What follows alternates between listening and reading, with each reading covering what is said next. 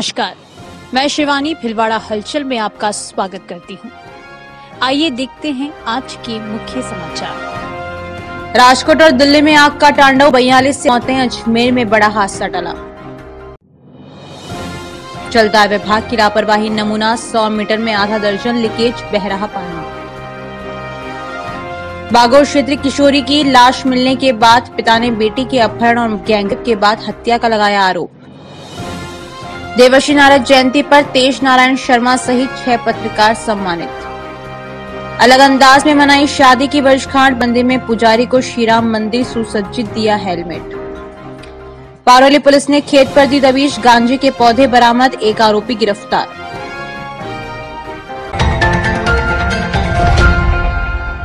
शाहपुरा जिले की पारोली पुलिस ने खेत पर दबिश देकर गांजे के पौधे बरामद कर एक आरोपी को गिरफ्तार कर लिया। जब्त गांजे के पौधे का वजन 2 किलो 200 ग्राम बताया गया है। बता दें कि गांजे की ये फसल रिचके की ओट में उगा रखी थी। पारोली थाना प्रभारी भंवरलाल ने बताया कि पुलिस अधीक्षक शाहपुरा राजेश कांवट व एएसपी चंचल मिश्रा के निर्देशन व डीएसपी कोटड़ी प्रमोद शर्मा के निकटतम सुपरविजन में मादक पदार्थों के विरुद्ध विशेष अभियान चलाया जा रहा है। इसी के तहत पारोली थाना प्रभारी को मुखबिर से सूचना मिली कि बूती गांव निवासी गोपाल लाल पुत्र देवीलाल धाकर ने अपने खेत पर रिचके की फसल की ओट में गांजे की फसल उगा रखी है। सूचना पर पुलिस ने खेत पर दबिश दी जहां रिचके की ओट में गांजे के पौधे उगाए। पुलिस ने गांजे के 18 छोटे मोटे पौधे जब्त किए जिनका वजन 2 किलो 200 ग्राम पाया गया। पुलिस ने इस मामले में गोपाल धाकर को गिरफ्तार कर उनके खिलाफ एनडीपीएस एक्ट के तहत केस दर्ज कर लिया।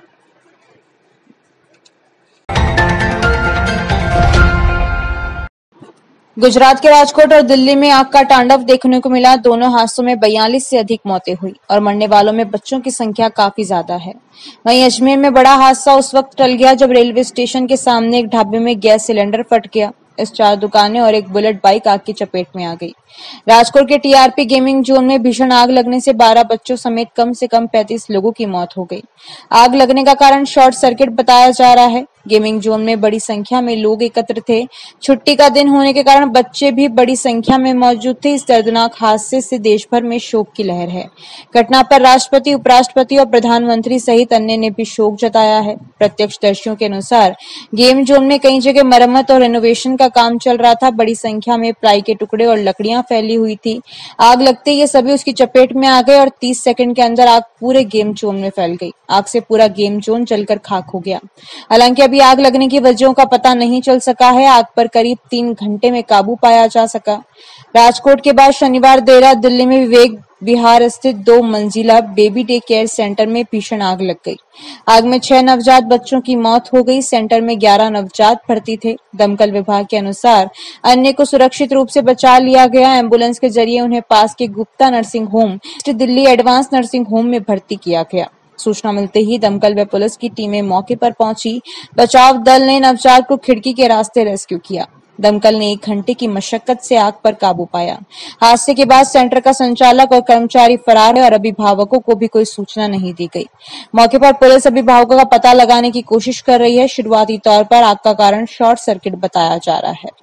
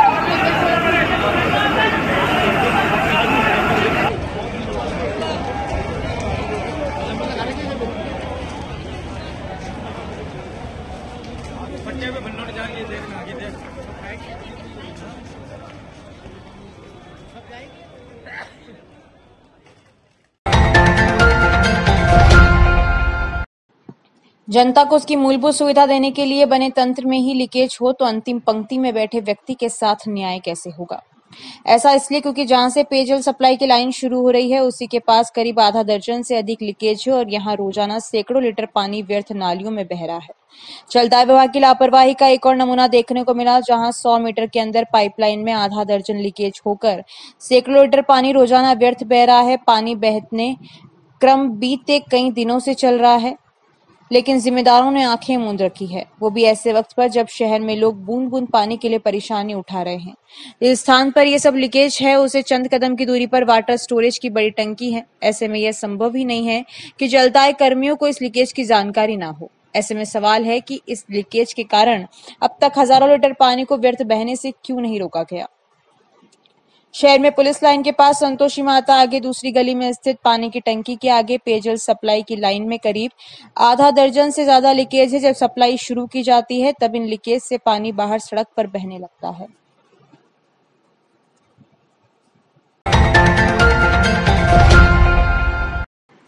बागोर थाना इलाके से संदिग्ध परिस्थितियों में लापता एक किशोरी की लाश मिलने के बाद रविवार को मृतका के पिता ने 7 लोगों के खिलाफ मंगरोप पुलिस को एफआईआर दी। पिता ने बेटी के अपहरण और गैंगरेप के बाद हत्या का आरोप लगाया। इससे पहले परिजनों ने पुलिस कार्रवाई की मांग करते हुए चेतावनी दी कि जब तक कार्रवाई नहीं हो जाती वे न तो शव का पोस्टमार्टम करवाएंगे और न ही शव लेंगे। पुलिस अधिकारियों ने समझाइश की तो मामला शांत हो गया। शव का जिला अस्पताल की मोर्चरी में मेडिकल बोर्ड से पोस्टमार्टम करवा दिया गया। पुलिस ने डॉक्टर्स के हवाले से कहा कि मृतका के शरीर पर कोई चोट नहीं है, हालांकि मौत के कारण पोस्टमार्टम रिपोर्ट आने के बाद ही सामने आ पाएंगे। पुलिस ने बताया कि मंगरोप थाने के पातलियास गांव के बाहर एक कुएं के पास किशोरी की शनिवार को लाश पाई गई।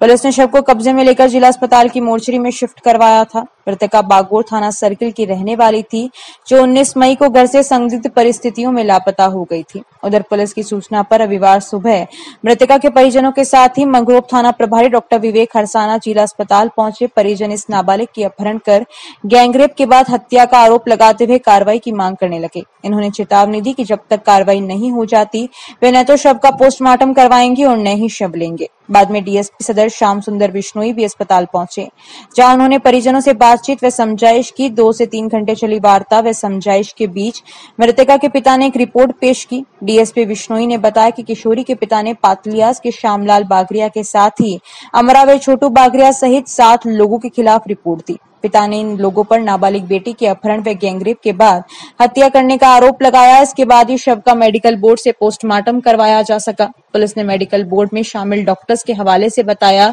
कि मृतका के शरीर पर किसी तरह के चोट के निशान नहीं मिले हैं। उन्होंने बताया कि पिता ने जो रिपोर्ट दी है उस पर केस दर्ज कर जांच की जाएगी।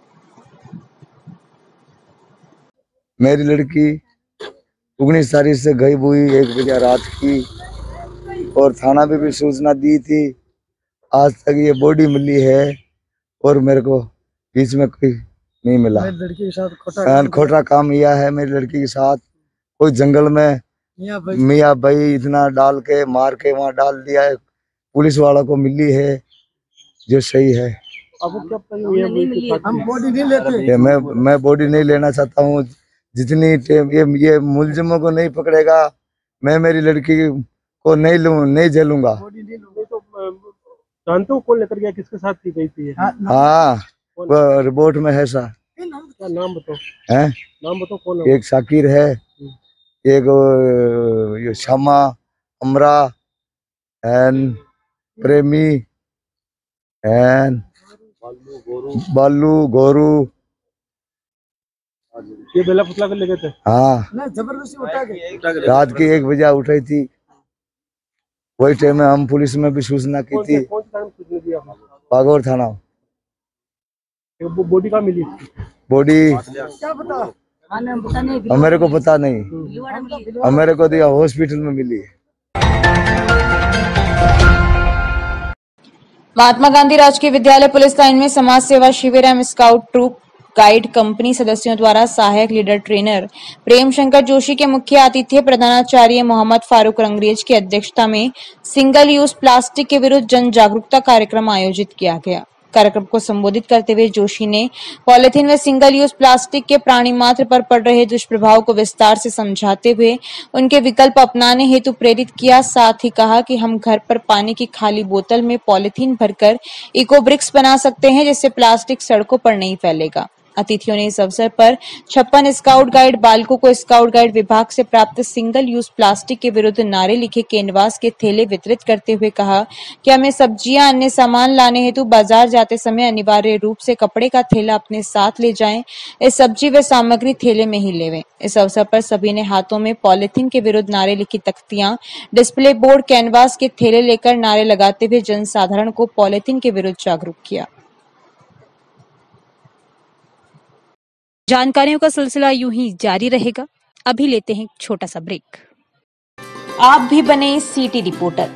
अपने शहर, कस्बे, गांव और वार्ड की समस्या, घटना, दुर्घटना व सामाजिक और धार्मिक कार्यक्रमों की जानकारी वीडियो और फोटो के साथ तत्काल भेजें। मोबाइल नंबर 7737741455 पर तथा ईमेल आईडी philwada.halchal@gmail.com पर। भिलवाड़ा हलचल न्यूज ऐप। कलेक्ट्रेट के पास नई शाम की सब्जी मंडी भिलवाड़ा। Mobile number 9413376078 6377364129। ब्रेक के बाद एक बार फिर आपका स्वागत। आइए देखते हैं कुछ अन्य जानकारियां। यूं तो शादी की वर्षगांठ मनाने का सबका अलग अंदाज है। लोग इस अवसर पर अलग अलग तरीके से मनाते हैं, पर भिलवाड़ा के शास्त्री नगर निवासी हरीश चंद्र जोशी और उनकी पत्नी रतन जोशी ने बढ़ रही सड़क दुर्घटनाओं को देखते हुए अपनी शादी की 50वीं वर्षगांठ पर भिलवाड़ा के बालाजी मंदिर में भगवान हनुमान जी के समक्ष पुजारी महंत आशुतोष शर्मा को श्री राम मंदिर सुसज्जित हेलमेट देकर अलग ही अंदाज में अपनी शादी की वर्षगांठ मनाई।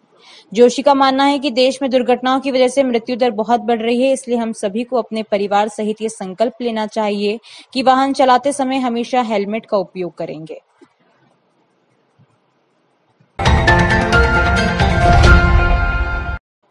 शाहपुरा मुख्यालय से सटे गांव भेतड़ा में पिछले 6 माह से हैंडपंप खराब है, जिसकी शिकायत लोगों ने पीएचई विभाग एवं सीएम हेल्पलाइन में दर्जनों बार की है, लेकिन सुनने वाला कोई नहीं है। राम भंवर सिंह ने बताया कि हैंडपंप पर 30 से ज्यादा परिवार के लोग अधिक संख्या में आश्रित हैं।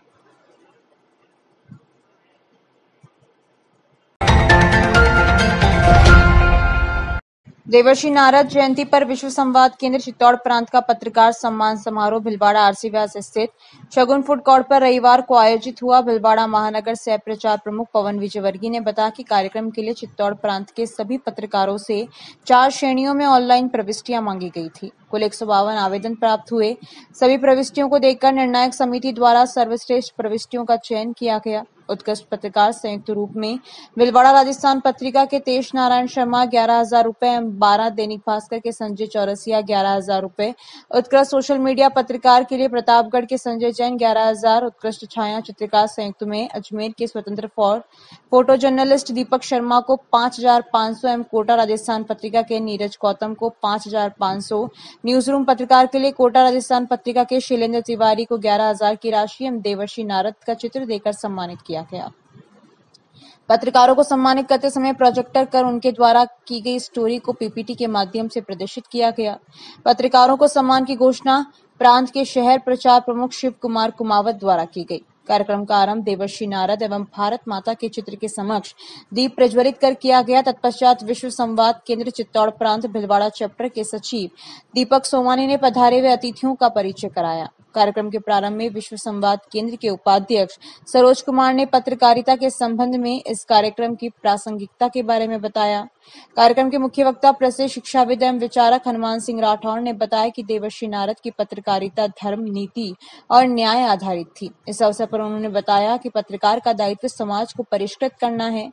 देवर्षि लोक कल्याणकारी पत्रकारिता के आदर्श प्रतिमान है, जिससे वर्तमान पत्रकारिता जगत अपनी समस्त चुनौतियों का समाधान प्राप्त कर सकता है। जो अध्यात्म की ओर प्रेरित करे और कलह से निवृत्ति करे, वही नारद है। देवर्षि नारद की पत्रकारिता और मौजूदा समय की पत्रकारिता की तुलना बहुत ही तर्कपूर्ण और गहराई से की। उन्होंने कहा कि पत्रकारिता का उद्देश्य समाज के मन को परिष्कृत करना होना चाहिए। ऐसी पत्रकारिता देवर्षि नारद ने की थी। भले ही देवताओं और असुरों में युद्ध चल रहा हो, लेकिन दोनों ही वर्ग नारद की सूचनाओं पर भरोसा करते थे। असुरों से संवाद होने के बाद भी नारद जी हमेशा धर्म के साथ खड़े रहे। चूंकि नारद जी धर्म के साथ थे, इसलिए कभी भी असत्य बात नहीं की। राठौड़ ने कहा कि आज भी हमें नारद जैसे पत्रकारिता की जरूरत है। आज जब पत्रकारिता बहुआयामी हो गई है, तब पत्रकारिता पर भरोसा कम हो रहा है। उन्होंने कहा कि पत्रकारिता में नई तकनीक की जरूरत है, लेकिन आज इस तकनीक के दम पर पत्रकारिता का अर्थ बदल गया है। प्रिंट और इलेक्ट्रॉनिक मीडिया के बाद अब सोशल मीडिया और आर्टिफिशियल इंटेलिजेंस की तकनीक आ गई है। इससे हमें तकनीकों से सावधान रहने की जरूरत है। उन्होंने कहा कि भारत की सनातन संस्कृति का अध्यात्म से जुड़ाव है। हमें तकनीक, समाचार संकलन के साथ साथ पाठक की रुचि का विशेष ध्यान रखना होगा। आज पाठक और सूचना के बीच समय और दूरी घट गई है। राठौड़ ने इस बात पर अफसोस जताया कि हिंदी के अखबारों में अंग्रेजी के शब्दों का प्रयोग होता है। अखबार के संपादक तर्क देते हैं कि पाठकों के आसानी से समझ आ जाए, इसलिए अंग्रेजी के शब्दों का इस्तेमाल किया जाता है। राठौड़ ने कहा कि ये तर्क नहीं, कुतर्क है, क्योंकि जो शब्द हिंदी भाषा के स्वरूप को ही बदल दे उसे पत्रकारिता नहीं कहा जा सकता। राठौड़ ने इस बात पर भी अफसोस जताया कि अब पत्रकारिता आर्थिक पैकेज से प्रभावित होने लगी है। कई बार समाज की खबर इसलिए नहीं छप पाती क्योंकि आर्थिक पैकेज वाला कोटा पूरा नहीं हुआ है। आज कितने लोग हैं जो समर्पित होकर पत्रकारिता कर रहे हैं। आज कितने लोग हैं कि मीडिया संस्थानों में आर्थिक पैकेज का बोलबाला हो गया है। इन बातों से पत्रकारिता की प्रतिष्ठा को धक्का लग रहा है। अंग्रेजों के समय में कोलकाता से पहला अखबार शुरू हुआ तो उस दिन भी नारद जयंती थी। अखबार में नारद जी का फोटो छापते हुए संपादक ने संकल्प लिया कि नारद जी की तरह पत्रकारिता करेगा। उन्होंने कहा कि आज सूचनाओं की भरमार है, लेकिन कौन सी सूचना दी जाए ये तय करना महत्व का काम है। आए दिन अखबारों में बलात्कार की घटनाओं की खबरें प्रकाशित होती है। मीडिया को यह भी बताना चाहिए कि देश की आबादी के मुकाबले बलात्कार की कितनी घटनाएं हो रही है। आज मीडिया का काम सिर्फ सूचना देना नहीं, बल्कि सूचना के पीछे छिपे तथ्यों को भी लाना है। वर्तमान समय में समाज में फैलाई जा रही भ्रामक समाचारों पर भी निर्भीकता से पत्रकारों द्वारा स्पष्टीकरण प्रकट करना चाहिए। कार्यक्रम की मुख्य अतिथि प्रोफेसर डॉक्टर संगीता प्रणवेंद्र ने बताया कि वर्तमान समय में पत्रकारिता का काम काफी चुनौतियों से भरा है। पत्रकार को समय, कल और परिस्थिति के अनुसार सही निर्णय कर सही तथ्यों को समाज के समक्ष प्रस्तुत करना चाहिए। कार्यक्रम के विशिष्ट अतिथि के रूप में बोलते हुए भिलवाड़ा राजस्थान पत्रिका के संपादकीय प्रभारी एडिटर अनिल सिंह चौहान ने बताया कि पत्रकारिता मानव धर्म आधारित होनी चाहिए। जैसे उन्होंने अपने जीवन में घटित 2 घटनाओं जयपुर बम ब्लास्ट एवं गुर्जर आंदोलन के माध्यम से बताया। कार्यक्रम के विशिष्ट अतिथि भिलवाड़ा प्रेस क्लब के अध्यक्ष सुखपाल जाट ने बताया कि 2 पक्षों की सच्चाई की खबर दिखाना ही बड़ी चुनौती होती है।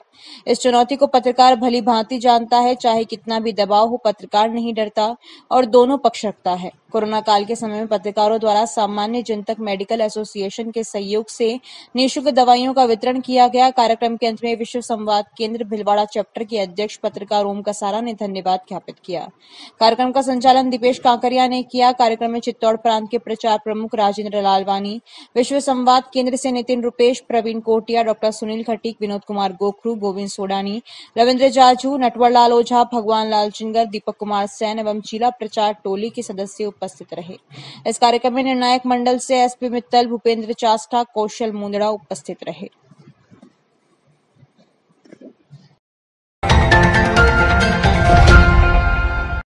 श्रीनगर माहेश्वरी सभा के तत्वावधान में Shri Bangar Maheshwari medical welfare society के सहयोग के साथ ही दक्षिण राजस्थान जिला एवं नगर माहेश्वरी युवा संगठन द्वारा महेश नवमी महोत्सव के तहत दूसरा व तीसरा रक्तदान शिविर का आयोजन हुआ। शास्त्री नगर क्षेत्रीय माहेश्वरी सभा द्वारा शास्त्री नगर माहेश्वरी भवन में मुख्य अतिथि रामपाल सोनी, राधुराम बांगड़ आदि ने सभी रक्तदाताओं को मोटिवेट करने के लिए सुनील कुमार बियानी ने गिफ्ट दिए। शिविर में रामसनी हॉस्पिटल ब्लड बैंक की टीम का सहयोग रहा। प्रकाश चपलोत की रिपोर्ट। महेश नवमी पर जो लगातार कार्यक्रम चल रहे हैं उसमें शास्त्री नगर माहेश्वरी युवा संगठन द्वारा रक्तदान शिविर रखा गया है। इस शिविर में श्रीमान मुख्य अतिथि रामपाल सोनी साहब, लक्ष्मी नायक डार साहब, राधुराम जी बांगड़ साहब, राधेश्वरी गगड़ साहब, कैलाश जी कोटारी साहब एवं अन्य सब अतिथि यहाँ मौजूद थे। उन्होंने दीप प्रज्वलन करके रक्तदान की शुरुआत की और रक्तदान में हमारे पहले जो ब्लड डोनेटर है वो जीएसटी राठी के उपाध्यक्ष साहब। क्या टारगेट लेके चल रहे हैं इस बार का आपका? लेके चल रहे हैं 100 यूनिट, 200 यूनिट का टारगेट है। पर गर्मी के हिसाब से किसी के साथ अनहोनी ना हो, किसी प्रकार की कोई रिस्क ना हो, इसलिए ज़्यादा फोर्स नहीं किया गया। शुभ नाम सर आपका, क्या पता? अभी के लिए इतना ही, धन्यवाद।